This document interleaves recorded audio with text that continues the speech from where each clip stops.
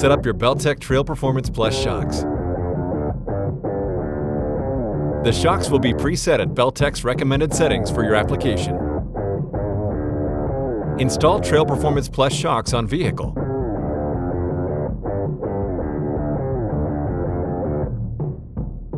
Drive your vehicle with the shocks set at our recommended settings for 10 to 15 miles.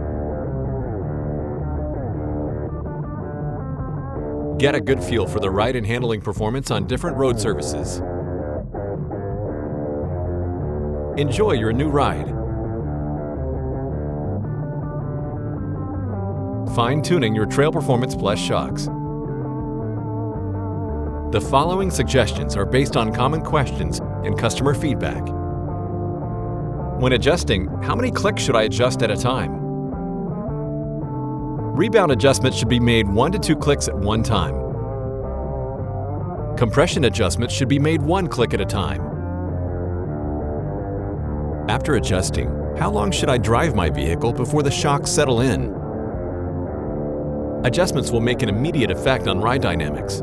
We suggest that you take your time feeling each change for 10 to 15 miles that consist of different road surfaces. This will give you the best feel for the adjustments you made. Should I adjust each shock individually? Tuning your Trail Performance shocks should be done 1 axle at a time. Optimal ride quality can be missed by adjusting too much at the same time. Should I adjust rebound or compression first? Rebound is largely responsible for driving comfort and should be dialed in before adjusting compression. What do I do? When I hit a pothole, my suspension does not feel supported.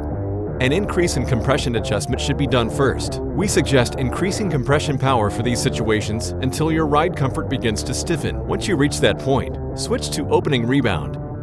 Every application is different, and there is not one direction of adjustment that is the perfect answer.